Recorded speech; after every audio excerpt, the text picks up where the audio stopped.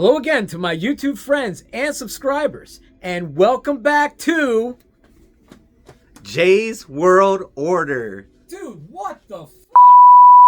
Hey, I'm at the Polar Bears Pop Culture Shop once again, and this is James. James, how you doing? Doing well. How you doing? Good. Yeah. I got an interesting piece that I received yesterday that I want you to take a look at. And besides that, I'm looking at your store, and oh my God, bro, you got some banging stuff we need to look at today. So guys, welcome back to the Polar Bears Pop Culture Shop here in Tempe, Arizona. That's right. That is a nice ass. Sorry.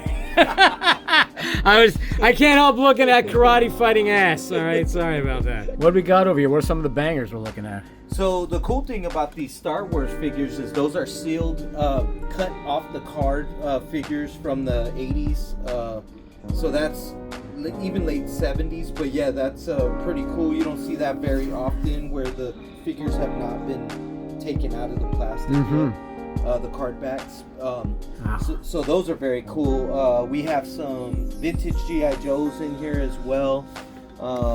Going back from the 80s all the way up to the 90s. Some of these newer ones right here that are carded, those are like some of the last of the line in the sense of like what they were putting out. What year was this? Those are probably like close to 90. Oh, okay. I would say between like 88 and like 90. So those are incredibly rare. They're not so much rare, but they are still carded, and they're a little bit cooler as far as like, I know people don't collect the fluorescent colored Joes, is like the way I like to call them. Right. But it's cool just to have them in package still. This case, Star Wars Kenner case, I think I had it in the early 80s, if I'm not mistaken, we had this figure case. But this came out in Empire? That's either Empire Strikes Back, or that might even be like when they were doing all the Return of the Jedi stuff. God. In the case right here, check out that Rambo piece in the box right there. You don't usually see Rambo. That looks like Jack from Tekken. Yeah, it does, with the little mohawk. Nice rock. Have you ever seen the WWF? Have I ever seen it? Of course. In the package. Have I ever wanted to own it? Yes, I do. Do I like answering my own questions? Yes, I do. Yeah, man. I want it. Can you just put the dot between that 3 and the first 0, possibly? And flip the numbers so it's more affordable? Yeah. Make it 1991 price. That's awesome, man. I like the $6 Million Man Bionic Transports. That one's pretty cool, too. Yeah. $1 million man, complete with the technology to replace his bionic modules. Check him out with the Bionic Transport and Repair Station. Control his amazing lifting strength. See through his wide-angle bionic eye. Box is still in good condition. These are extremely rare. These Takara Transformers right here. Those are really? Yeah, they're from the original Takara factory. High-ranking Hasbro employee got those when he was working in the Takara factory in Japan. Wow. And they were like samples that he was given. Wow. Yeah, so those are extremely rare. That's from '84? Roughly, yeah. Wow. I would say those are like around 84, because Devastator was the combiner. Oh, wow. And then the one up top is the combiner for Minosaur. Let's take it out of the box. That'd be amazing, right? You could see those out of the box. Oh, there we go. Oh, Constructicons. Yeah. These are my boys right there. favorite all-time combiner? Oh, your Sidewinder is nicer than the one I picked up. Yeah, we still want that Silverhawks figure. This one's actually been my white whale right here. To the find Monstro? Is that Monstro? Monstar. Lone Star, 1986, with transforming action. God, I love that figure. Yeah. I love the Silverhawks line. Yeah, I thought it was awesome. I thought it was cool too. I wish they would have did more with it, because there wasn't too much that they put out. You know, it was like a short-lived little run. What's the story of this diorama? This is cool. Okay, so this is extremely hard to complete. What it was is it was 2 series of Ghostbusters figures, like about 6 figures in each series. And you had to collect all 12 figures to build this whole diorama. Oh, wow. Isn't that interesting? When do these figures come out, though? That's it's like 2000s, because it's the Diamond Select. What was the line for that? So even this side, this whole piece right here was sold separately? You're saying it was sold individually. In each package came a piece with a figure. Okay. Yeah, and then, Right on. And then you would build it together as you would complete the. that is figure awesome, out. bro. But you had to wait. When's for- this Hogan? That's 81 Hogan. 82. That's from the movie. That is from Rocky 3. Yeah. So okay, so that's 83. Yep. And those Thunder are Lips. So that's figures. Thunder Yep, Lips. Yep. Yeah. Yeah. He had some Thunder Lips. You ever hear some of his old school promos back in the day? I did. Yeah. Yeah, it's like watching Mississippi burning. Tony Atlas, you will never, ever, ever pin me or beat me in the center of the ring. There are a few things you might be better than me at. One of them is shining shoes, maybe chucking spears, and maybe eating watermelon, boy. You ain't nothing but a souped-up spider monkey, and when you get in that ring with me, I'm going to show you who the real Miss USA and the only undefeated wrestler left in the world today.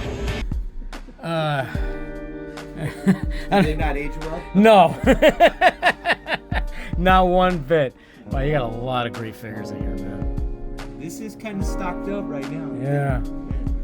Everything that I like is in here. In that case. That's Optimus from. That's a movie? movie. Yeah. Yeah. That's, maybe Dark Side of Moon. Mm-hmm. What a great movie. Dark of the Dark of the Moon. Yeah. I was really offended by the title, to be honest with you. it always throws me for a curve because I always want to say Dark Side of the Moon. Right. Yeah. Yeah. Have you ever watched Dark Side of the Moon? I've ever listened to Dark Side of the Moon while watching Wizard of Oz? Not yet. No. Yeah, I don't. It doesn't really work. Yeah. I don't buy it, to be honest with you. Yeah. No, I haven't. I think coincidence just happens. Yeah. There was nothing intentional there.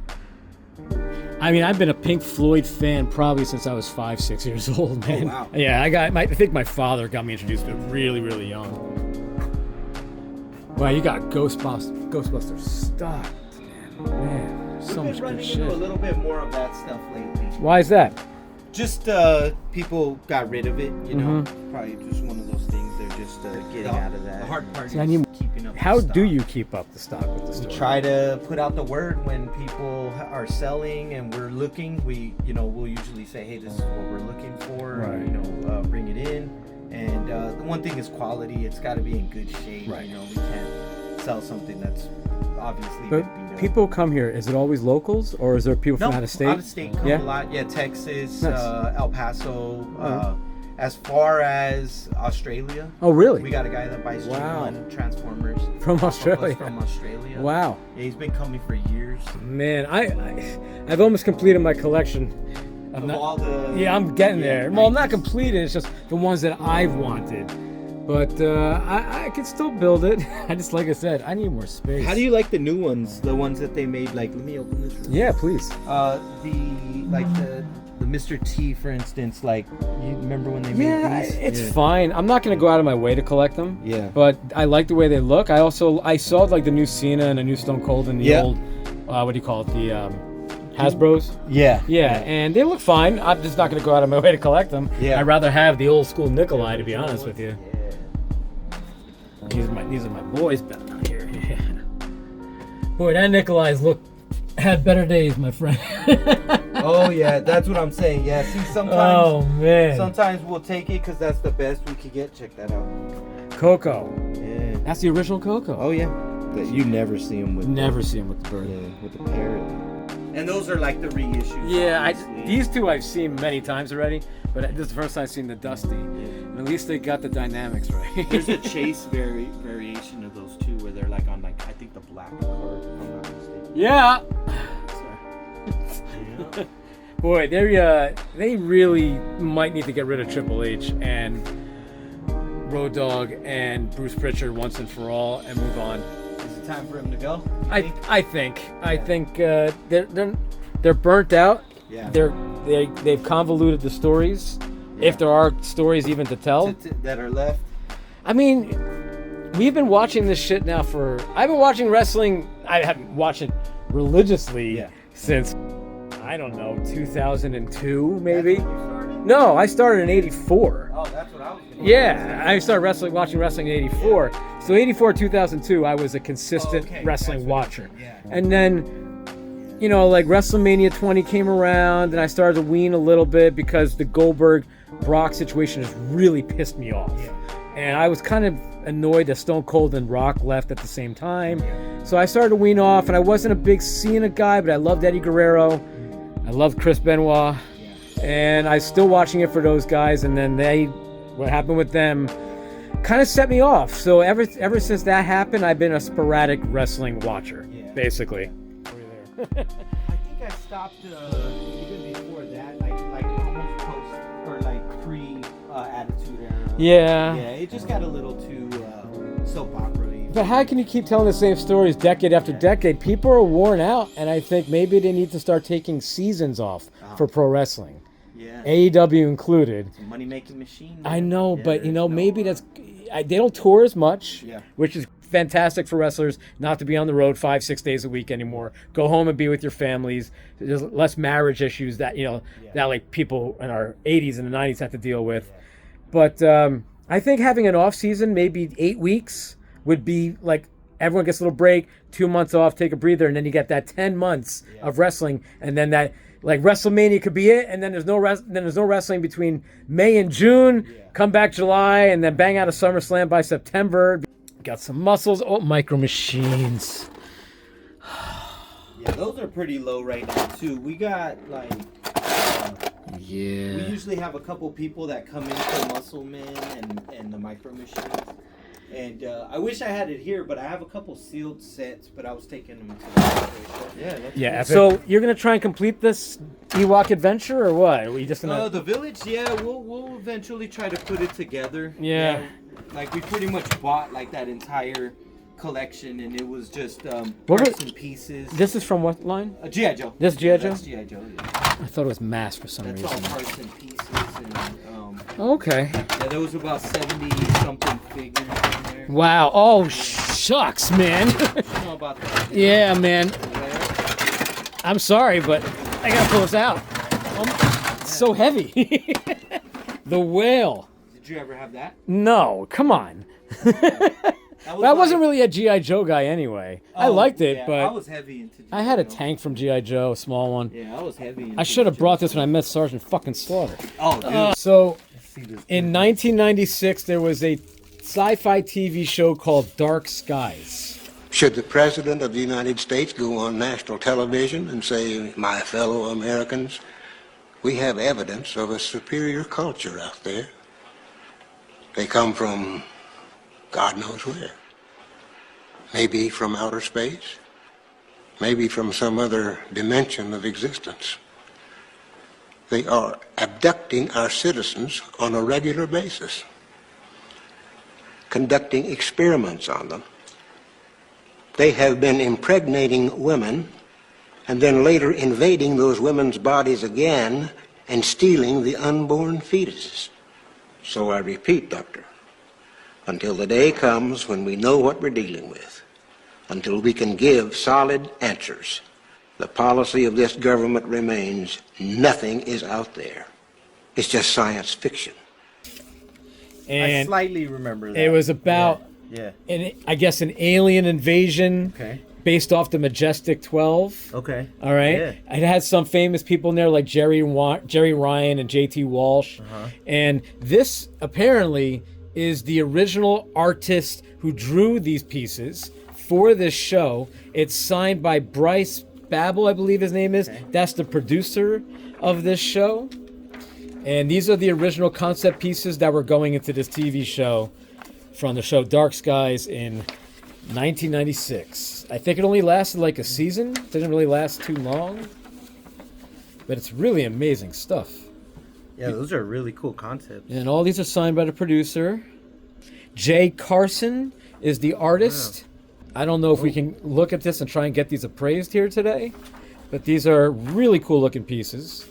I don't recall the show, but what I find interesting is when I was looking it up, a lot of it to me sounds just like what I like to call predictive programming. Okay. And what is predictive programming, kids? Check out this ad from our sponsor, the New World Order. Don't forget, when you're NWO for life. I'm going to say this as clearly as I can. They showed you the future before it happened. There's too many patterns. It's not a coincidence anymore. Years before mass surveillance was exposed, movies like Enemy of the State showed a world where you're always watched and everyone said it was just fiction.